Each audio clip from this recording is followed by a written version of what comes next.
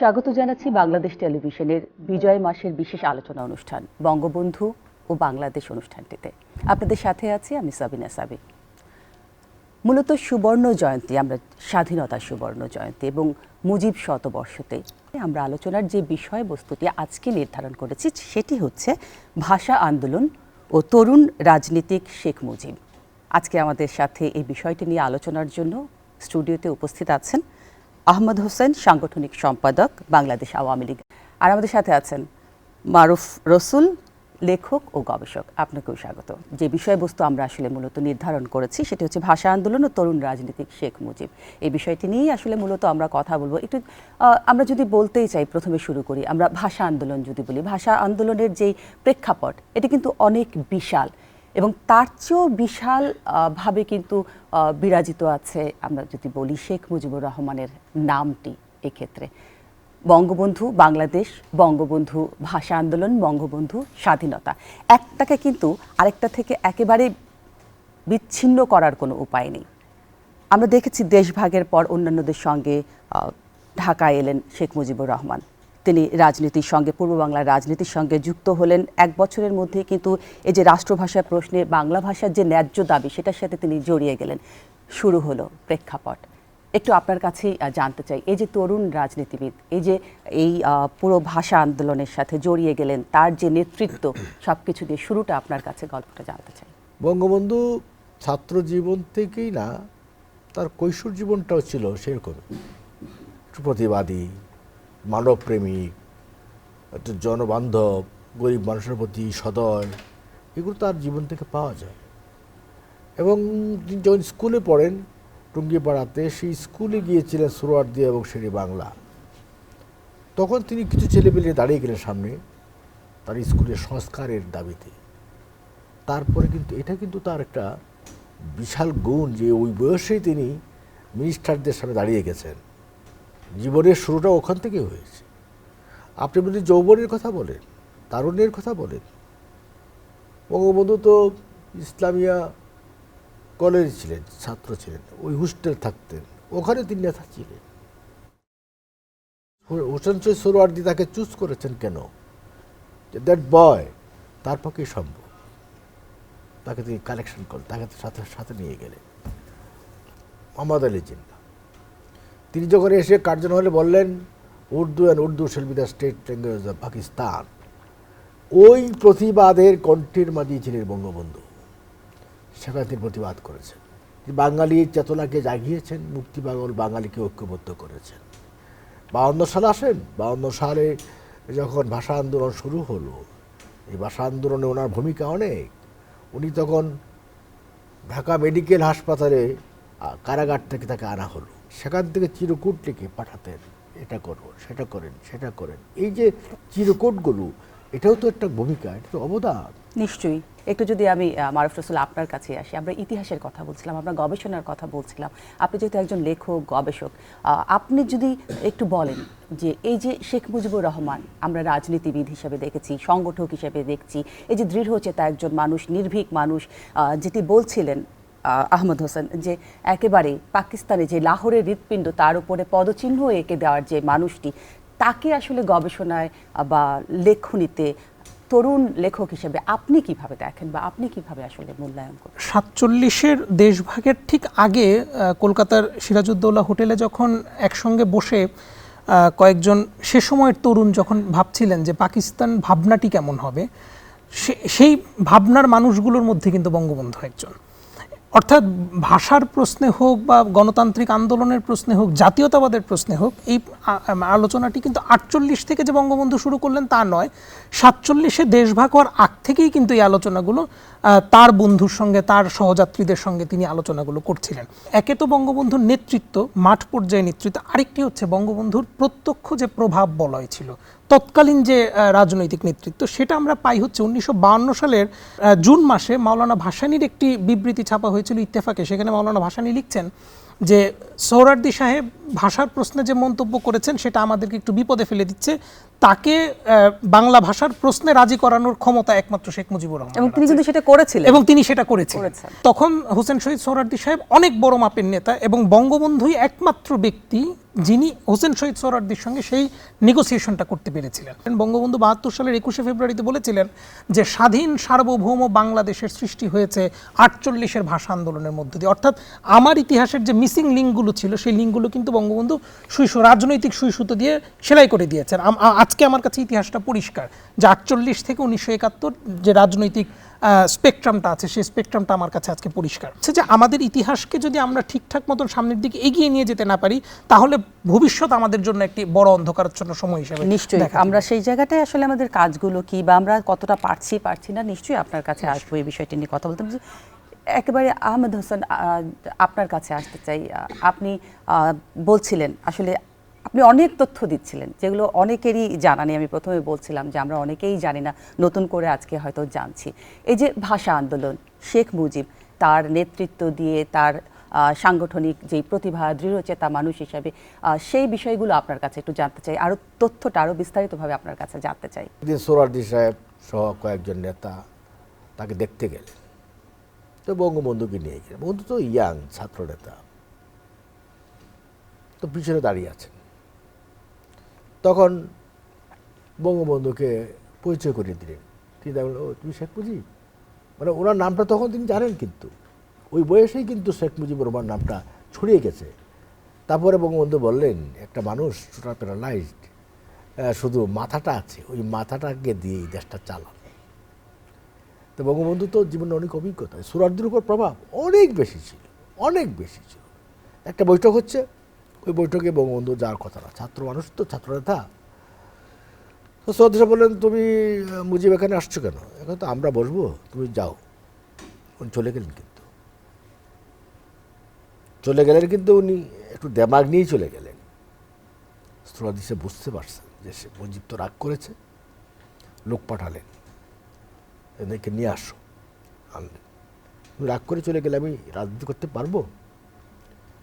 আমার সমস্ত নির্ভরতা যেখানে তুমি, সে তুমি আমার প্রতি অভিমান করো কেন, আমার প্রতি রাগ করো কেন? মেনে নিছি। বিং এ প্রেসিডেন্ট বঙ্গবন্ধু গেলেন টাঙ্গাইল, সন্তোষে সোহরাওয়ার্দী বাসারি সাহেবকে পায়ে দূরে সালাম করলেন। কি মূল্যবোধ, দেখ মূল্যবোধটা কত বড় ছিল। তো বঙ্গবন্ধু এইগুলো মূল্যবোধ মেনটেন করতেন। ৭ই মার্চের ভাষণ কি বলবেন? তখন সেই সময় যারা প্রখ্যাত ছাত্রনেতা, নামকরা ছাত্রনেতা দুজন, তারা গেলেন, তাদের কণ্ঠে আমি শুনেছি, তাদের বক্তৃতায় আমি শুনেছি। একজন নেতা ছিলেন খুব নামকরা নেতা, ব্রিলিয়ান্ট, যে বললো, মুজিব ভাই আপনাকে আজকে স্বাধীনতা ডিক্লেয়ার করতে হবে। তিনি বললেন, নামটা বলি Siraj Alam Khan. Siraj, I am a leader of people, I lead the people. I know how to lead the people. This is my duty. Bangabandhu ইংরেজি বলতে চমৎকার। বঙ্গবন্ধু যা ভাবতেন সেভাবে আগাইতেন। সেদিন যদি তিনি কৌশলী বক্তৃতাটা না দিতেন, ৭ই মার্চের ভাষণে তো স্বাধীনতা ডিক্লারেশন হয়ে গেছে আনঅফিসিয়ালি। এবারের সংগ্রাম, মুক্তির সংগ্রাম, স্বাধীনতার সংগ্রাম, তোমাদের ঘরে যা কিছু তাই শত্রুর মোকাবেলা করবে, যাহাতে যা কিছু আছে তাই নিয়ে মোকাবেলা করবে। ইউ সি, আপনার নেতাজি সুভাষ বোস বললেন, give me blood, I will give you independence. Nobody came forward to give blood. But Bangabandhu যখন বললেন টু গিভ, রক্ত দেওয়ার জন্য লক্ষ লক্ষ মানুষ ছুটে গেছে রক্ত দেওয়ার জন্য। কীভাবে হয়েছে? এটা মানুষকে উজ্জীবিত করতে হয়। মুক্তিপাগল বাঙালিকে তিনি উজ্জীবিত করেছেন তার নেতৃত্ব দিয়ে, ক্যারিসমা দিয়ে। কাজে আজকের বাংলাদেশ যে সৃষ্টি করে গেছেন, যেমন তিনি গেলেন ইন্ডিয়াতে গেলেন। আপনি বলেন পৃথিবীতে সেকেন্ড ওয়ার্ল্ড ওয়ারের পরে কোনো দেশ থেকে কোনো বিদেশি সৈন্য যায় নাই। অস্ট্রেলিয়াতে কিন্তু এখনও আমেরিকানরা আছে, কোরিয়াতে এখনও আমেরিকানরা আছে, এবং সোভিয়েতের ফোর্স ছিল জার্মানিতে, যখন পশ্চিম জার্মানি পূর্ব জার্মানি ছিল, এখন আর নেই। তো কিন্তু স্বাধীনতার মাত্র 1 মাস পরে বঙ্গবন্ধু গেলেন ইন্ডিয়াতে to meet with Indian prime minister Indira Gandhi. প্রথম কথাই বললেন, your excellency, you tell me first when you will withdraw Indian troops from the soil of independent Bangladesh. স্বাধীন বাংলাদেশের মাটি থেকে আপনি ভারতীয় সৈন্য কখন উইথড্র করবেন? এই কথাটা বলার যে সাহস, অমিত তেজ, এটা খাটছিল। ইন্দিরা গান্ধী তো 5 মিনিট চুপ ছিল। 5 মিনিট পরে বললেন, আপনি যখন চাবেন, আপনি যখন ডিজায়ার করবেন তখনই কিন্তু 17 মার্চ বঙ্গবন্ধুর জন্মদিনে সিদ্ধান্ত হলো ইন্ডিয়ান ট্রুপস ব্যাক করবে। তো ভারতীয় ট্রুপস ব্যাক না করলে তিনি মনে করেন আমি স্বাধীন বাংলাদেশের প্রেসিডেন্ট না। এই যে স্বাধীনতার চেতনাটা কত গভীর ছিল, যে আমি স্বাধীন বাংলাদেশের প্রেসিডেন্ট, প্রধানমন্ত্রী, ইন্ডিয়ান ট্রুপস গেলেই মনে হবে আমি ওকে স্বাধীন হয়ে গেলাম পূর্ণাঙ্গভাবে। মানে অন্য দেশ বলবে আগে ছিলাম পাকিস্তানের কলোনি, এখন হয়ে রইলাম ইন্ডিয়ার কলোনি। কি নিশ্চয়ই তার যে নলেজ ছিল, তার যে সাহস ছিল, শোনেন, প্রথমত হলো আপনার commitment, sincerity, love to people, তার জন্য আপনাকে নিজেকে সমর্পণ করে দেওয়া। তিনি জানতেন ওনার মৃত্যু হতে পারে, কবর কুটছে পাকিস্তানের জেলখানায়, ওদূর দেখতেছেন যে কবর করা হচ্ছে, ফাঁসি অর্ডার হয়ে গেছে, শুধু স্বাক্ষর হয়ে গেছে, শুধু ফাঁসি দেবে। তখন তিনি বললেন যে আমাকে তোমরা ফাঁসি দাও, আমার লাশটা আমার দেশের বাড়িতে পৌঁছিয়ে দিও। কেমন কথা! তো তিনি তো গেলেন, ভুট্টো সাহেব উনি করাচিতে বক্তৃতা করলেন বঙ্গবন্ধুকে মুক্তি দেওয়ার জন্য। বঙ্গবন্ধু জানেন না, তো বঙ্গবন্ধুকে নিয়ে ওই কারাগার থেকে নিয়ে একটা বাড়িতে নিয়ে গেলেন। তো ওই বাড়িতে 2 দিন বা 3 দিন ছিলেন। তারপরে ভুট্টো এসে একদিন বললো, তোমার দেশ তো স্বাধীন হয়ে গেছে। তো বঙ্গবন্ধু বলে, আমার সাথে বসকারা করতেছে মনে হয়, বিশ্বাস করতে পারেন। বঙ্গবন্ধু কি ট্যালেন্ট দেখেন। তো ওই বাসাতে একটা টেলিফোন ছিল, বলেন যে ভুট্টো সাহেব আমি কি এই টেলিফোনটা ব্যবহার করতে পারি, আমার ওয়াইফের সাথে কথা বলতে পারি? তো এলাও করতেছে, এটা জাস্ট প্রুফ তার কথা ঠিক কিনা। টেলিফোন করলেন বেগম মুজিবকে, বলেন প্রথম কথাই ছিল আমার দেশের মানুষ কেমন আছে। তিনি তো বলেন নাই আমার বাবা কেমন আছে, মা কেমন আছে, আমার ছেলে মেয়ে ওরা কেমন আছে, তোমরা কেমন আছো জিজ্ঞেস করতে পারতেন, বাট দেশের মানুষের কথাটি জিজ্ঞাসা করো। এই যে তোনার মানে দেশপ্রেম। এবং যে বিমানে আসছেন আতাউস সামাদ ছিল সাংবাদিক, এবং বঙ্গবন্ধু ঘুরে ঘুরে দেখতেছেন কে কে আসছে। গিয়ে দেখেন আতাউস সামাদ, তুই বেঁচে আছো? মানে বঙ্গবন্ধু ভাবতেই পারেন না যে আতাউস সামাদ এত বুদ্ধিজীবী মারা গেল বেঁচে থাকতে পারে। হ্যাঁ আমি বেঁচে আছি। আর তখন আতাউস সামাদ বললো কারা কারা জীবন দিয়েছে, শহীদ হয়েছে। এক পর্যায়ে তিনি বললেন আমার ছেলেরা। দেখেন কি গুরুত্বপূর্ণ প্রশ্ন। আপনার ছেলেরা যুদ্ধে গিয়েছে, যুদ্ধ করেছে, এই কথা জিজ্ঞাসা করলেন কেন? যে আমার ডাকে যেখানে লক্ষ লক্ষ তরুণ যুদ্ধে গেল, জীবন দিল, আমার ছেলেরা কি কোথায় ছিল, এটা জানার জন্য কিন্তু প্রশ্নটা করলেন।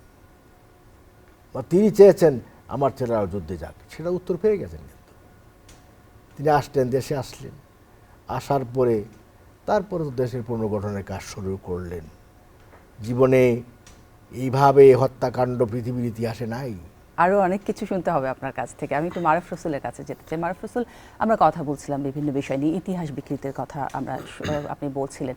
আমরা জানি যে ভাষা আন্দোলনের কিন্তু 2টি পর্যায়ে, একটি 1948 আর একটি হচ্ছে 1952 সালে।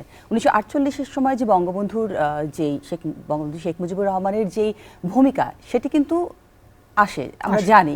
কিন্তু যেটা 1952 সালের কথা, সেখানে কিন্তু নানা সময় নানা সংশয় প্রকাশ করা হয়েছে। কারণ তিনি কিন্তু 49-এ চলে গেলেন কারাগারে এবং 2 বছরের বেশি সময় তিনি কিন্তু সেখানে থাকলেন।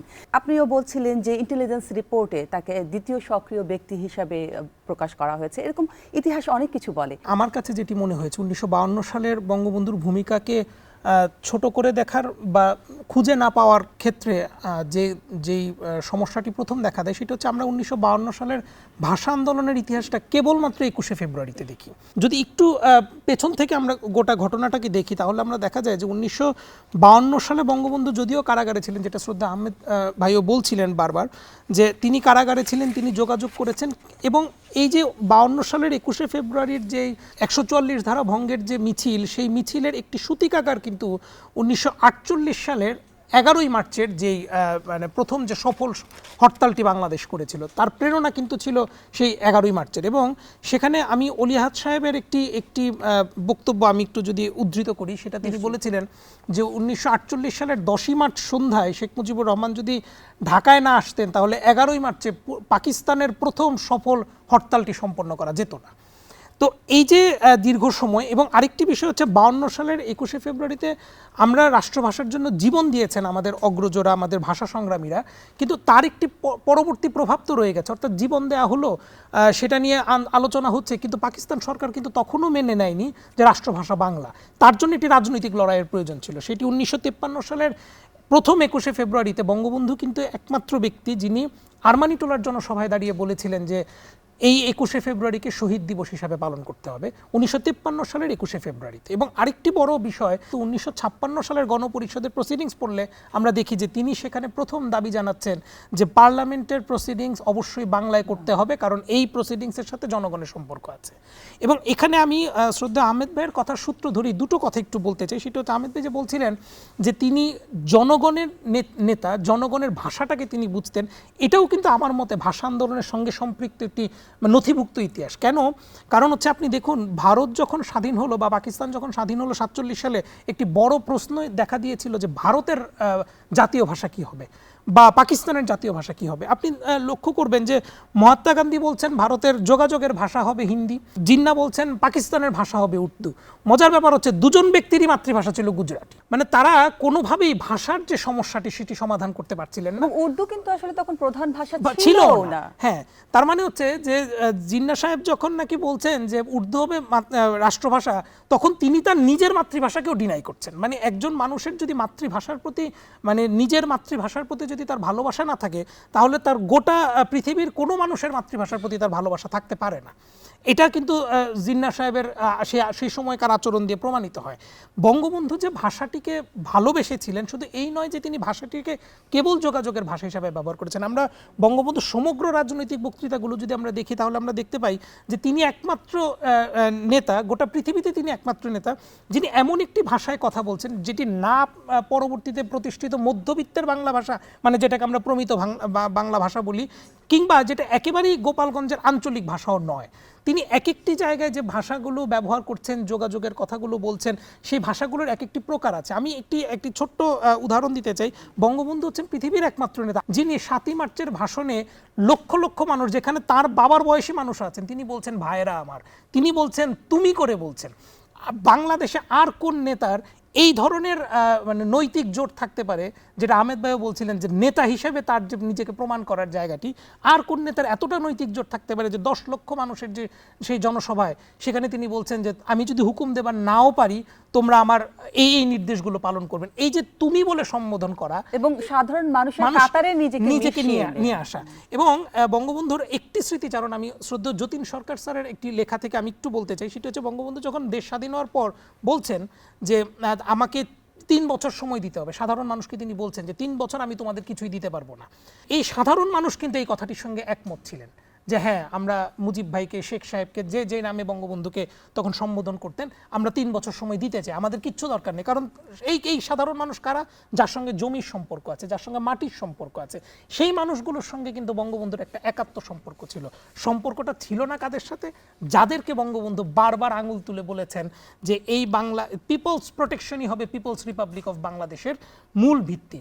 সেই আমলাতান্ত্রিক জটিলতা, সেই লাল ফাইলের দৌরাত্ম্য, সেই যে শিক্ষিত তথাকথিত শিক্ষিত মধ্যবিত্ত আহমেদ ভাই দীর্ঘদিন ধরে রাজনীতি করছেন, তিনি আমার চেয়ে ভালো জানবেন যে সে সময়ে হলিডে পত্রিকা থেকে শুরু করে বিভিন্ন কুচক্রী মহল যেভাবে বঙ্গবন্ধু শাসনামলকে বিতর্কিত করেছে, তার আড়ালে আসলে পড়ে গেছে বঙ্গবন্ধুর যাবতীয় ইতিহাসকে। তেমনি আমার মনে হয় যে বঙ্গবন্ধু আসলে তাঁর সমাধিস্থলে কিছু গোপনীয়তা নিয়ে গেছেন ইতিহাসের। আমাদের দায়িত্ব সেই গোপনীয়তাটাকে বের করে আনা। একেবারে জনাব আহমদ হোসেন, আপনার কাছে আসতে চাই, এই যে গোপনীয়তাটা বের করে আনা, এই যে তথ্য, এই যে আমরা বাংলা ভাষার জন্য যুদ্ধ হয়েছে, বাংলা ভাষার জন্য আমরা লড়েছি, বাংলা ভাষা আমরা অর্জন করেছি, সব কিছু মিলিয়ে এই যে সংগ্রাম, জীবনব্যাপী সংগ্রাম করেছেন বঙ্গবন্ধু, এটা যদি একটু যথার্থ শ্রদ্ধা জানানো হচ্ছে কিনা, বা আমরা সেই জায়গাটায় আছি কিনা, বা এখানে যেতে হলে আমাদের কি করা উচিত, খুব সংক্ষেপে যদি বলেন, কারণ অনুষ্ঠানের আমরা একেবারে শেষ পর্যায়ে আছি।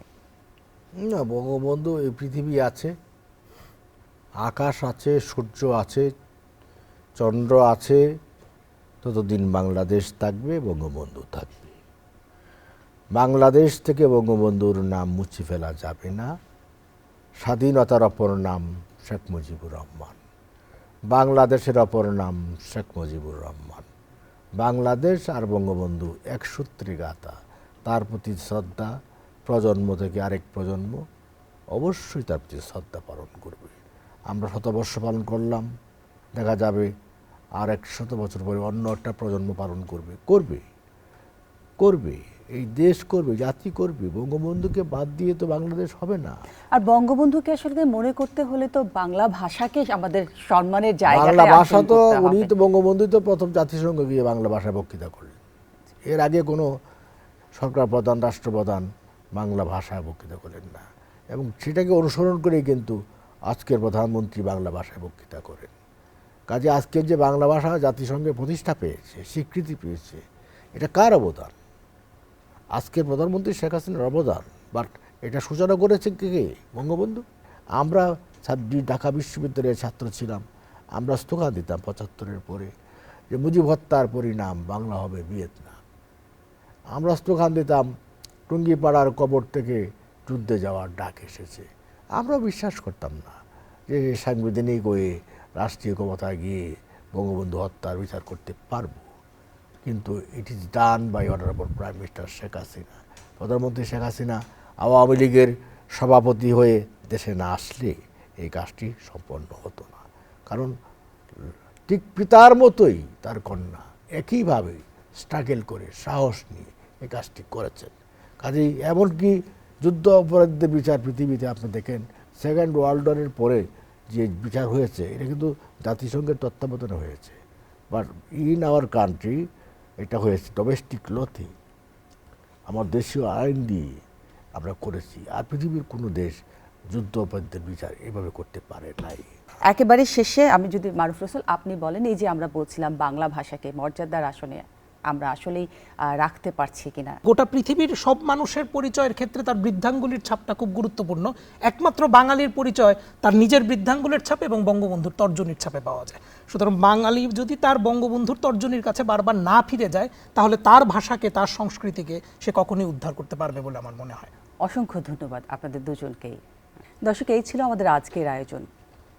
আগামীকাল আবারও নিশ্চয়ই নতুন কোনো বিষয় নিয়ে আলোচনা তো করবই আমরা, যেহেতু আমরা আছি এই ডিসেম্বরের 1 ডিসেম্বর থেকে 16 ডিসেম্বর পর্যন্ত আপনাদের জন্য বঙ্গবন্ধু ও বাংলাদেশ অনুষ্ঠানটি নিয়ে বিজয় মাসের বিশেষ আলোচনা অনুষ্ঠান বাংলাদেশ টেলিভিশনের। আপনারা থাকবেন, দেখবেন অনুষ্ঠানটি, বাংলাদেশ টেলিভিশনের সাথে থাকবেন। ধন্যবাদ।